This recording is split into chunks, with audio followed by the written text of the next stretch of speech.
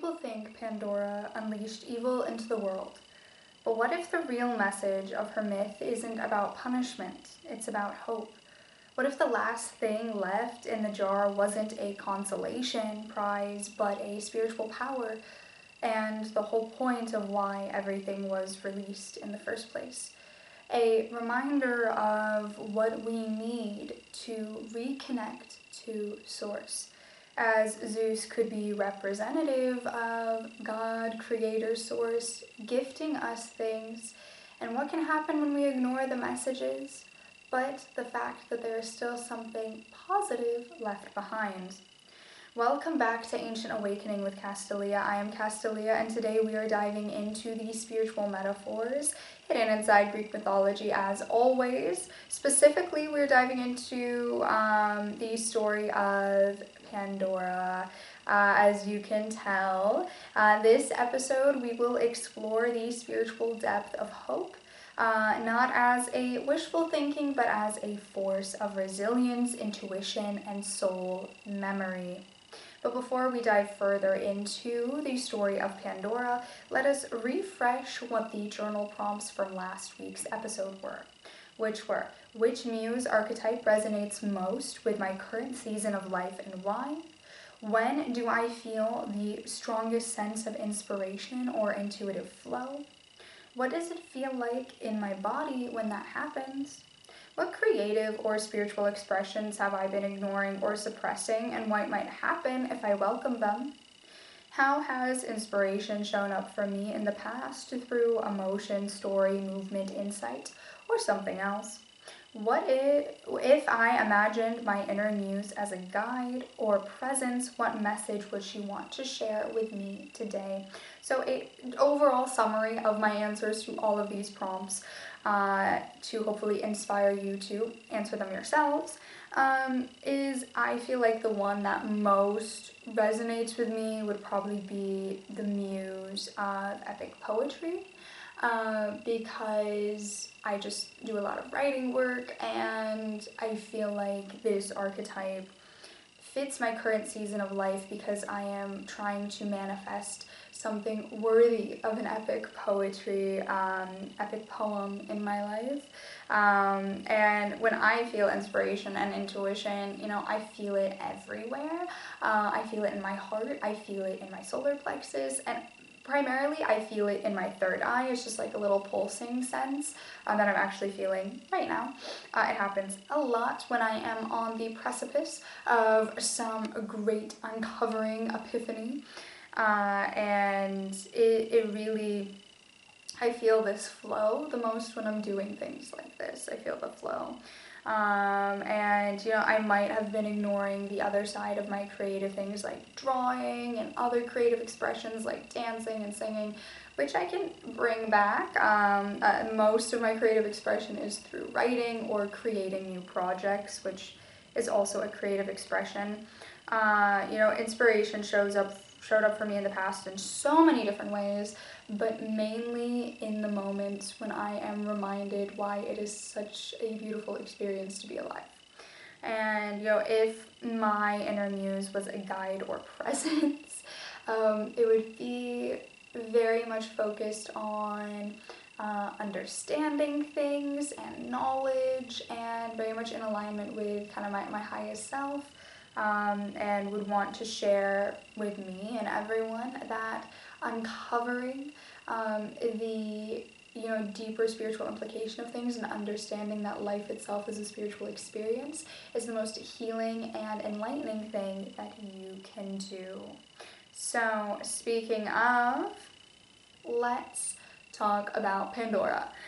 Don't know the best segue there, but Pandora wasn't originally cursed with this. We do associate like Pandora's box as like, okay, you don't want to like let all the skeletons out of the closet, but actually in Greek her name means all gifted.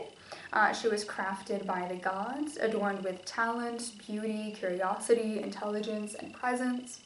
The jar she carried wasn't a trap. It was actually a gift from Zeus, and it was a container of potentials, When she opened it, the energies of human experiences were released.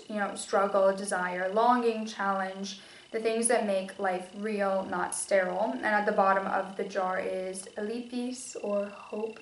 Elipis is Greek for hope. So it's very clear out of all the myths that this has a deeper moral and message to it.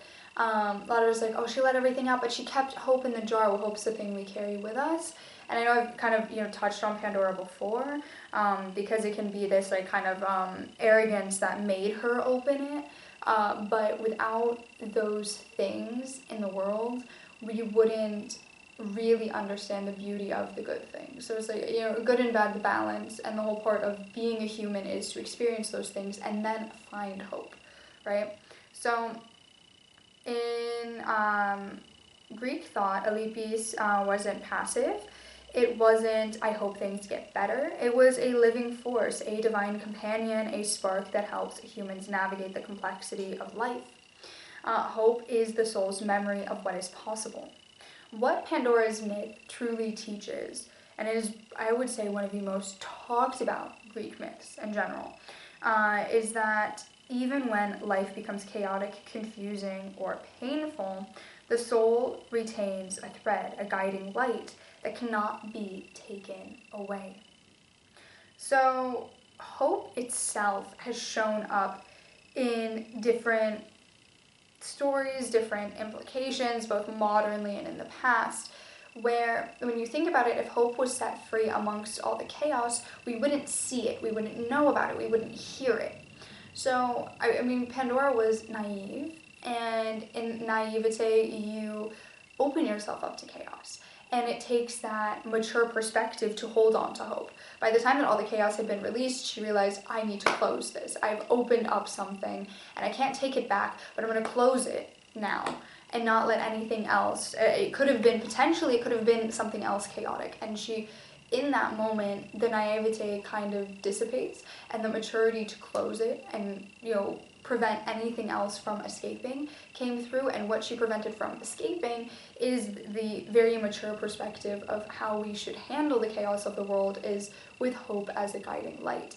And in your spiritual journey, the first thing that you have to uncover before you really uncover hope within is to go through the shadow work, go through, the chaos. And in general, we don't go through our awakening journey until we go through all of the disasters of the human experience, all the things the plagues that she set out into the world. We go through those, and those things make us want to find light, want to find inspiration, want to heal our soul, want to understand how to make life something that is a positive experience and overcome the darknesses. And we do that by having hope, by having faith. And if hope was set free into the chaos, we never would be able to find it anyway. So it's something that we hold closely, and it's something you have to look for. Yeah, all the desires and the sloth and whatever, they're all out there. All of the anger and wrath, it's all out there in the world. You don't really have to go looking for it. The one thing we have to go looking for to hold on to is hope. And that's very clearly what the spiritual metaphor of the myth is indicating. So hope can act as an inner guide, offer inner guidance. Some ancient writers believed hope stayed in the jar because it was meant to be protected.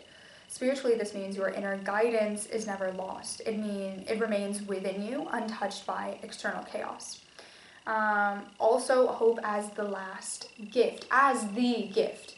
I think Pandora all gifted. The chaos of the world is a gifted to the world.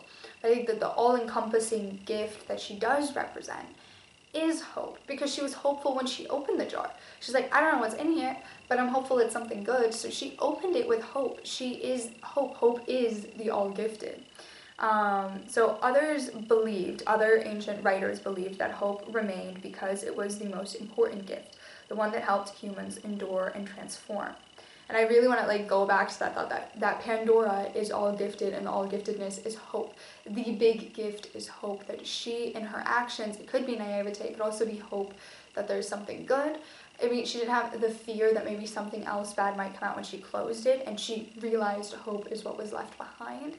And the only thing in that jar that was positive was hope, and that was the one thing that remained. Hope is the soul's endurance. It's the energy that keeps you aligned with your path, even when the world feels heavy, like that chaos that was sent out into the world in Pandora's myth. I mean, there's other layers of Pandora's myth. There's just Pandora's box myth. I want to clarify because Pandora has other like little stories attached to that, like who she marries and other things. It could have other meanings as well. But those things aren't necessarily related to the concept of hope. Hope as a creative potential. A more esoteric interpretation says the jar contained no evils but possibilities. And spiritually, this would mean hope is the creative spark that helps you shape your reality. It is the muse, talking back to last week, of the future. So Pandora can represent multiple spiritual archetypes, specifically in the aspects of Pandora's box and opening the box. The seeker, the curious soul. Obviously, the bearer of gifts is general because all gifted. Catalyst for human evolution. In the action of Pandora's box, she could be the representation of what is needed to occur for human evolution. Someone's got to set it free. Someone's got to open it. The things we've been avoiding, the things we've been ignoring, we got to pay attention to it. Those negative things that we dismiss because we don't want to deal with it, we got to pay attention to it. And on the other side of paying attention to it is hope. And Pandora represents the moment the soul steps into the world. Gifted, curious, full of potential to transform everything it touches. Some interpretations could be like she's the bringer of suffering, but she's actually the bringer of consciousness, because without those human experiences that we perceive as negative, our consciousness would not develop anyway. We need those to develop and evolve as a soul. So hope is not denial. And I want to touch on this because when we talk about hope in spiritual communities in general, or just in life in general, hope can be something dismissed of like, but like, how can you be so hopeful? Or it's like, it's better just have faith and believe, because hope is different than having faith. And it just like, it takes you away from reality. It's naive, like Pandora, right? Naive like Pandora. It's silly to think and be hopeful all the time, because what's going to change with being hopeful? These are the negative perceptions that we have about hope, and that it is perceived that all of these sort of negative things that Pandora set out into the world, when we are hopeful, those things are brought to the surface. Well, how can you be hopeful when there's war happening? How can you be hopeful when there is chaos happening? And all of those things that she set out are the same things that society tells us to prevent us from really connecting to hope. They are the barriers that are in the way of hope, and hope is like a big key to manifestation and healing. Like hope, for me, I hope to heal and overcome traumas and fears and anxieties and experiences. It was hope that led me to healing, even though I had all the chaos of the world telling me not to. So it's hope that leads you to seeking change and growth and development. It is not pretending that everything is fine. Hope is the soul's ability to sense a path forward even when the mind cannot see it. Hope is part of intuition. It is part of resilience. It is intuition. It is resilience. Hope knows that everything is going to be okay, and it keeps you going when you're in dark nights of the soul, shadow work, when you're in those dark moments. It is the guiding light. So one thing I want to mention is hope can be implemented into your spiritual practices by sitting with a feeling of possibility rather than certainty, by asking yourself and really tuning into the answer, what is the next right step? And noticing where your energy expands when you allow hope to speak, when you allow hope to be your guide, when you let hope be the answer to your queries, to your problems, hope that everything's going to be okay. And this is also hope, like if you're wanting to leave a situation and it's like draining for you and you're like, well, I don't know, it's going to hurt this person. Maybe hope that they're going to understand things, that there's going to be clarity there. Like using hope as that lens to make the difficult things feel easier so that you can set your soul free from burdens. Treat hope as a companion and let it be a quiet presence in your life. There are quite a few mythic examples of hope in action in Greek mythology. And there is this in Prometheus's defiance. Prometheus is related to the story of Pandora. And again, I do a whole I'll do a whole thing putting it all together one day of Prometheus and Pandora and the whole big aspect of like human creation that comes from their myths and what that means for our souls as we start to ascend and evolve. But Prometheus's defiance, Prometheus steals fire for humanity because he believes in human potential. He has hope that they're going to use it for good. And Psyche's trials, which have been mentioned before, Psyche survives impossible tasks because she trusts her inner knowing and has hope for the outcome that she is wishing for. So that is like hope as an act of faith in the future, which was Prometheus. And then Psyche is hope in your soul's intuition, but also soul's intuition could be related to Prometheus as well, and faith in the future for Psyche also. Now, hope as cyclical renewal is Persephone's return. Every single year, the cycle of Persephone carrying the promise of spring at the end of winter, that hope that Demeter has that Persephone will return, and that hope ends up always manifesting. She never forgets, even in the cold, dark nights, that Persephone is returning, that spring is coming, and spring is also associated with hope as well. So I want to invite you to think, to remember Pandora's story when you feel overwhelmed or uncertain, that to remember that even if you make mistakes, as long as you hold on to hope, there is a possibility for something better. And hope ends up showing itself throughout Greek mythology as being this positive force that helps a lot of stories unfold and have more of a positive outcome. Remember that Alepis, hope, is not something you have to search for. It is something that lives within you, protected, waiting, and guiding. And I feel like sometimes we do have to search for it, but that searching is within, because it is already within us. It's just hidden within us. It's not something that's external, that something external is going to bring us hope. We have to search for it within ourselves. And that's why it's not out there flying around in the world for us to see very clearly. It's within us. We've got to dive within and open the hope within us. So that being said, hope is the soul's compass, and it never leaves. We just have to remember that it's there. So some affirmations for hope.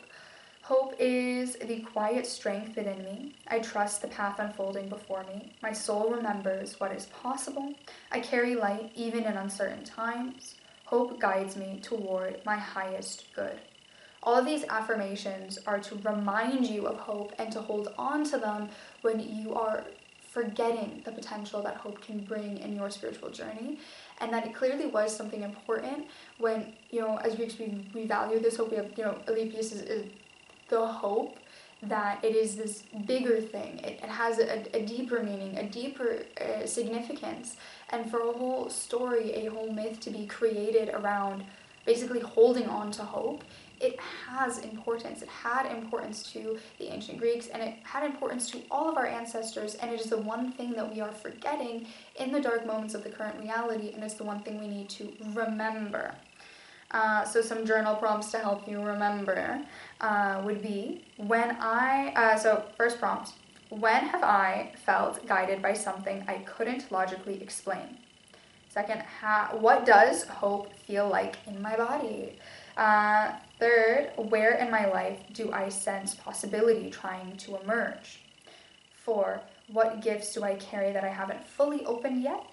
And 5, how can I treat hope as a companion rather than a wish? These prompts are to remind you that hope is this spiritual force within us. It is a power within us, and it is a gift to untap. Hope is the gift. Pandora is hope. It is a hope for humanity. It is a hope for the soul. It is a hope for growth as a soul. And remembering that it is deep within us, and it's an ability. It's a gift that a lot of people forget, and so to bring it within yourself and then share it with the world is the one thing that we don't see clearly, because it was the one thing that was not released into the chaos. And we have to really, really look past the chaos to find it. And hopefully these prompts and affirmations can inspire you to do that action, to really push through the chaos and find the hope that sparks your soul's drive to grow and expand and evolve and heal and find connections with others. So, That being said, what are we going to be talking about next week? Because this one was more like very specific about hope and Pandora's box. Are we going to get something more general? Are we going to get a longer episode? What are we letting the fates decide? Okay. Here we have it. Divine paternal nature shown in myth. Now, what's very fascinating is that it is the gift of Zeus to Pandora, of Pandora's box. And it is this, Zeus does represent, he can in some cases represent the divine paternal nature. So we might actually get a little bit more specific, or a little bit more of the examples of, also Prometheus in a sense has some divine paternalness. So a little bit more details as well. It kind of feels like I'm mainly talking about Zeus, but there's a lot of different. Zeus also shows the toxic paternal. So also next week we're gonna see the toxic paternal versus the divine paternal nature that we all carry within us and how they're shown in mythology. So definitely next week is going to be a way longer episode because we are going to really uncover the further depths of this. This is something that I've been wanting to touch on because out of comparing divine maternal and divine paternal natures, the divine paternal nature is the one that can turn the most, has been turning the most toxic in our current reality. So that being said, that concludes this week's episode. Thank you for joining me on this journey of Pandora as hope, Pandora's box, and hope represented throughout the messages of the ancient ones. And I hope that this inspires you to reconnect with hope and really dive into uncovering and awakening the ancient gifts and wisdom and hope that have been left for all of us by the ancient ones and our ancestors. Until then, may ancient wisdom and awakening continue to find you.